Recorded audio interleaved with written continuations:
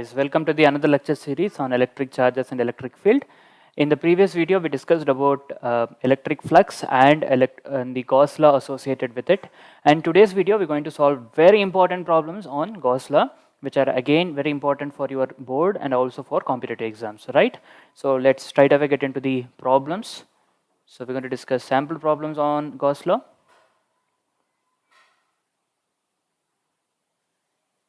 Sample problems on Gauss law. All right. So if you remember, Gauss law states that the total flux through a closed surface is equal to 1 by epsilon naught times the charge present within the closed surface. Okay.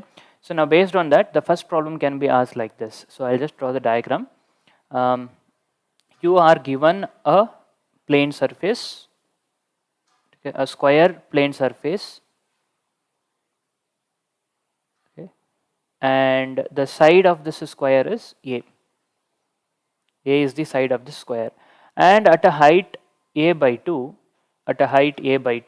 they have kept a charge Q. Okay, at a height A by 2, they have kept a charge Q, and they're asking you to find how much is the total flux through this plane surface. Find flux through the square surface. Okay, so that is your question. Now generally what do we do? Flux means it is electrical field vector dot area vector, right? So you may consider a small area here, okay, and then you find out how much is the electrical field here going down. Because it is a positive charge, electrical field will be radially outwards. So you may find out how much is the electrical field going down here, right? And then you will multiply that with the small area, and then if you consider another point here, there the electrical field will be again in this radially outward direction. Okay, again you will find out how much is the electrical field over here, and then multiply that with the area and the angle between normal to the area and the electrical field. So that you cannot do at every point, right? So what do? We cannot find out electric field at every point and keep multiplying with that small area and add them. It's very difficult. So therefore what we will do, we will make use of Gauss law. Okay, now we have to visualize this plane, whatever plane that they have given, the horizontal plane, to be a part of a cube. So we're going to visualize this horizontal plane to be a part of a cube. Now the charge is at a height of A by 2. They have given that. So now what we will do, we will visualize a cube now. Okay, we will visualize a cube. So I'm going to visualize a cube now. Okay, now you see I have visualized a cube. Okay, I have visualized a cube, and this charge Q is exactly at the center of the cube, because they have told already the charge is at a height of A by 2 from the plane, from the horizontal plane. Now let us apply the Gauss law, right? So what does Gauss law says that the net flux is always equal to 1 by epsilon naught times the charge present within the closed surface. Now I have visualized a cube which is now closed surface, okay, and how much is the total charge present within the closed surface? It is just Q. Okay, so 1 by epsilon naught times the net charge present within the closed surface, it is just Q. So now this total flux is flux through the front surface, flux through the back surface, and flux through the side surfaces, right? So how many surfaces are there totally? 4 surfaces on the side, and there is one surface at the top and the other surface at the bottom. So totally 6 surfaces are there, and this charge Q is exactly at equidistance from all the surfaces. If the charge Q is at a height of A by 2 or at a distance of A by 2 from each surface, that means the flux through all the surfaces will be equal, right? So there are 6 surfaces, flux through each surface will be same, right? And how many surfaces are there? 6 surfaces. So total flux can be written as sum of flux through each surfaces, right? So that means, can we write the total flux, net flux, as 6 times flux through each surface, right? 6 times flux through each surface is the total flux, net flux through the entire closed surface. Okay, so that must be equal to Q by epsilon naught. So now what do we want? We want to know flux through the bottom surface, the base, right? The flux through this surface is what we want. That is flux through any one of the surface, right? That's what we have to find out, right? Okay. So we're going to find out that just flux through each surface is q by 6 epsilon naught. That's it. So the question is very important question, and the answer solution is simple. We are solving it by using Gauss law. All right, fine. Now let's go to the another problem. The second problem can be something like this. Second problem is they have given a charge at the corner of a cube. Okay, so let's draw a cube. All right, so let us say they have given a charge q here. Charge q is kept at one of the corner of the cube. The side of the cube is A. Let's say the side of the cube is A. Now find flux through the cube of side A.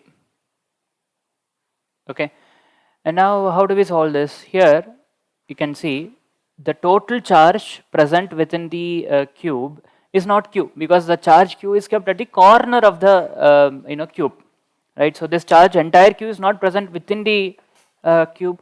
If the entire charge is present within the cube, then the flux is just 1 by epsilon naught times charge q, right? Now how do I find out the flux through this cube alone?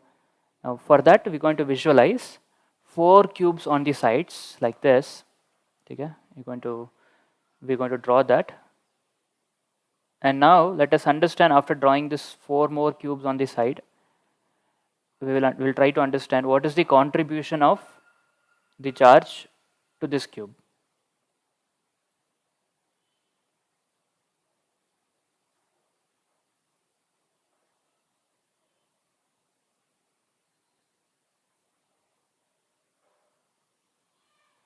Yes. Now you see there are 3 cubes I have attached on the sides of this main cube. Now you can attach 4 more cubes below also. Like below also you can attach 4 more cubes. So I'm just drawing that now. Now this is purely visualization. You should be able to visualize this. Okay. And now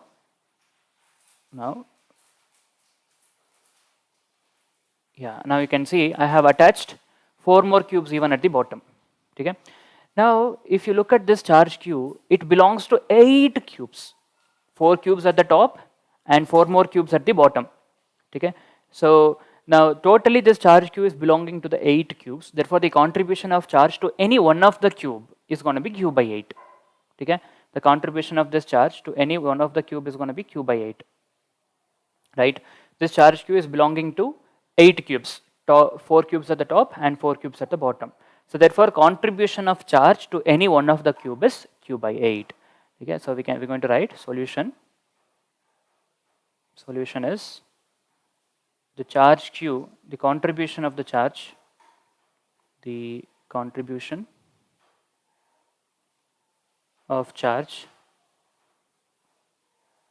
q to a cube is q by 8 as q belongs to 8 cubes that are shown in figure. Okay, so this is a standard way of solving, remember that. Okay, now I know that the contribution of this charge q to this dark highlighted cube is just q by 8. So therefore I can find out the flux. I know that net flux is 1 by epsilon naught times the net charge. So here the net charge is going to be q by 8, as simple as that. So that will be the net flux through any one of the cube. Okay, any one of the cube in the sense, that's what we have to find out, the flux through this cube, right? So flux through this cube is going to be 1 by epsilon naught times q by 8. In fact, the flux through any of the cubes that you see here, total 8 cubes are there, right? So flux through any of the cube is going to be 1 by epsilon naught times the q by 8. So again, very important, must learn concept. The same question, similar question, you can find it in NCERT book, and also you can find this in previous year JEE questions and NEET questions as well. All right. So now let's go to the another type of problem. The third question will be, again very important. Let's say they have given a pot. Okay, so they have given some shape like that, like a pot. Okay, and just at the mouth, that is your top surface of the pot, like the opening of the pot mouth, exactly there on the mouth or on the opening in this region, they have kept a charge q. Okay, now they're asking how much is the flux through this closed surface or flux through this pot. Okay, find the flux through the closed or flux through the pot. Okay, flux through the pot. All right. Now, how do I do that? You can visualize another pot like that, exactly similar to that at the top, right? Symmetrical in shape, you can visualize another pot like that. Now that means this charge q belongs to two pot, one pot at the top and another pot at the bottom. So that means the contribution of this charge q to any one of the pot is going to be q by 2. So therefore the flux is q by 2 divided by epsilon naught, or 1 by epsilon naught times q by 2. Okay, so the solution is very simple. The solution is, here the charge q by 2 belongs to, or you can say like this, the contribution of charge to a pot is q by 2. The contribution of charge q to any of the pot is q by 2, right? So therefore what will be the total flux? The net flux is just 1 by epsilon naught times the total charge present within any one of the closed surface, which is q by 2, right? So that's the answer. See, the answers are very simple. You just have to understand the concepts. If you understand the concept, solving a problem will become very easy. Okay, all right. Now another type of question they can ask is, let's take a fourth question. Here they have given a cylindrical surface. Okay, so let's say I have a cylinder like that.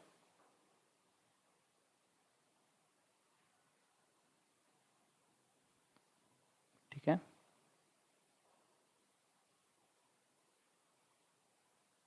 all right. And now they're saying that some amount of flux is entering here. Let us say phi 1 is the flux entering and phi 2 is the flux leaving. Phi 2 is the flux leaving. Flux entering the surface here is phi 1. Okay. Flux leaving the surface, the other side of the cylinder, from the other side of the cylinder, the flux leaving is phi 2. They're asking how much is the net charge present in the cylinder. If phi 1 is the flux entering the closed surface, flux entering, and let me put like that, phi 1 is the flux entering and phi 2 is the flux leaving, leaving the surface, leaving the closed surface,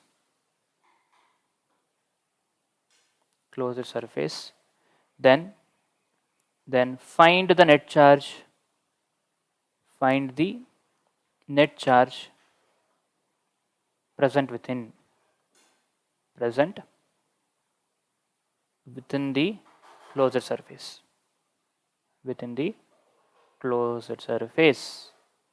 Now closed surface is cylindrical surface here, right? Now always remember, in such problem, if phi 1 and phi 2 both are equal, then the net flux will be 0.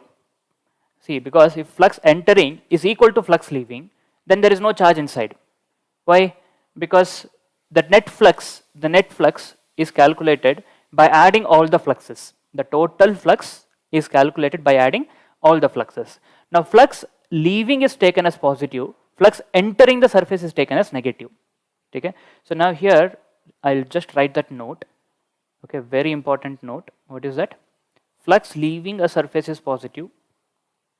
Flux leaving a surface is positive, and flux entering a surface is negative.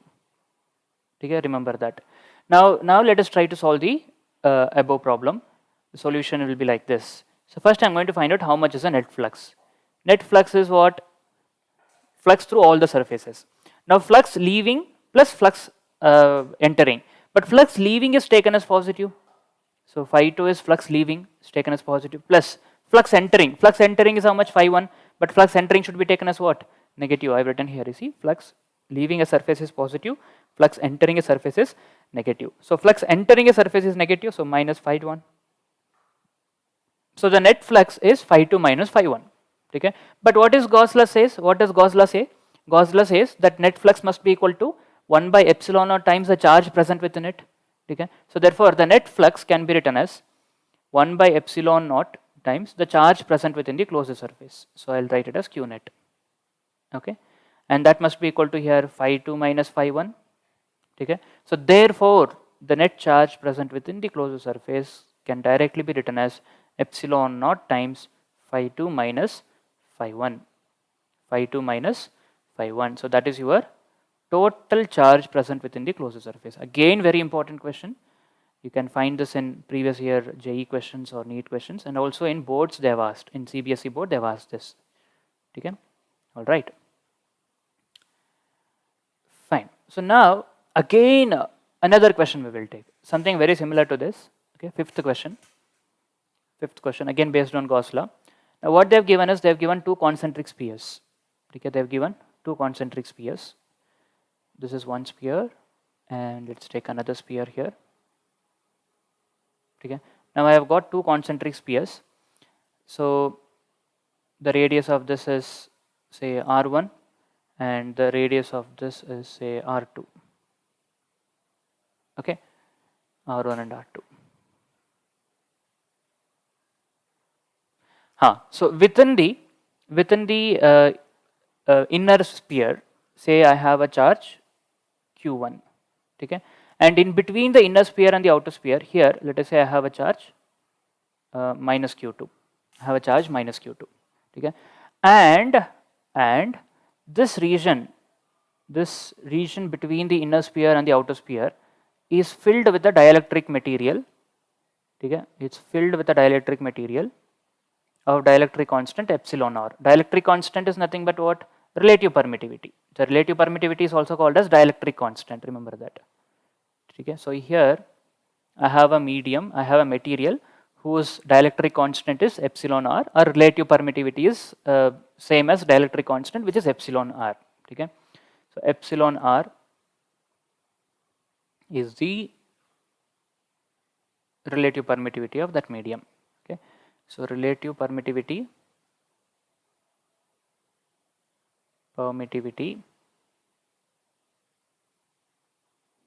or dielectric constant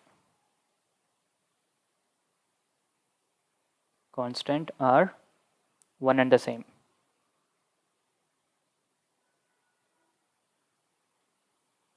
Okay, remember that. Now the question is find the flux through, find the electric flux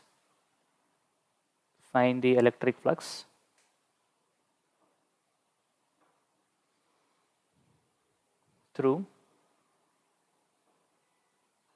inner and outer surface.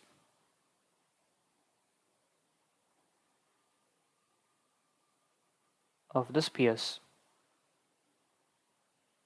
Okay, that is our question. Now, if I want to know how much is the flux coming through the inner sphere, okay, inner surface of the sphere, you can see there is this electric field that will come out. radially outwards due to this charge q1. Okay, the electric field will try to come out radially out. Now we know that this surface, inner surface, is enclosing a charge of q1. Okay, so directly I can write the net flux through inner surface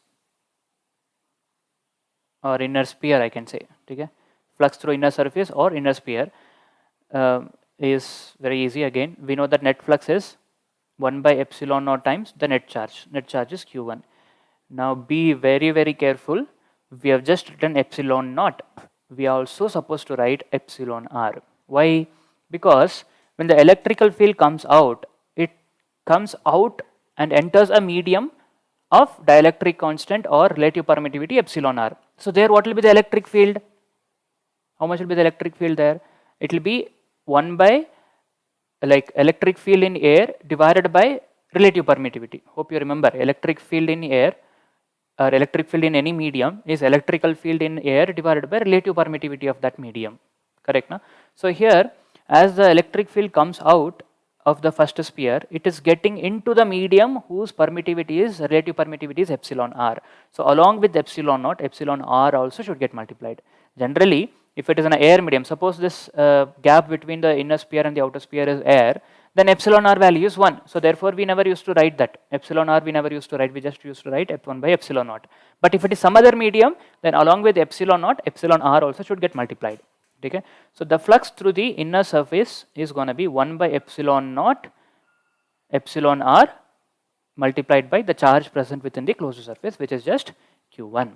Simple, right? Now they can ask you a question.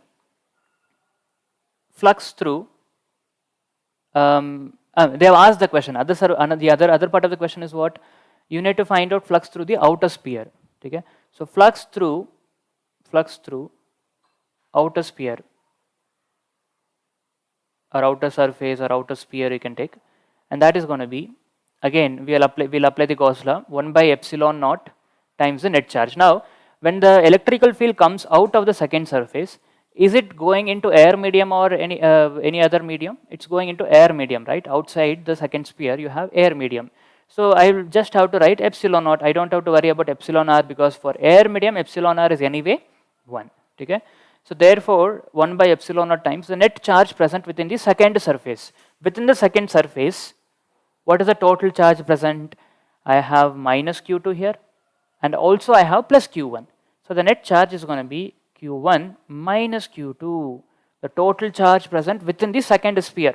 Within the second sphere, I have the first sphere. Within the first sphere, I have q1. So that means when I say the total charge present within the second sphere, I should consider all the charges present within the second sphere, which is q1 and also minus q2. So the net flux is going to be 1 by epsilon naught times q1 plus minus q2. So therefore, it becomes q1 minus q2. 1 by epsilon naught times q1 minus q2. Again, very important. You can see that in previous year board questions, CBSE board questions, they have asked this question. You can find that out. All right. Fine. So these are the few of the important questions that I wanted to discuss regarding electric problems on Gauss law. Similarly, there are a variety of other problems also can be asked. All those problems you can, in another set of videos we will discuss. Probably in the next video we will be discussing on applications of Gauss law. Okay? Finding electrical field at a point due to a very long wire carrying a charge on it, and electrical field at a point due to a thin sheet of charge, and electric field at a point due to a sphere carrying a charge. All these things we will discuss in the next video. Fine. So till then, stay tuned. Have a happy learning. Thank you all. Bye-bye.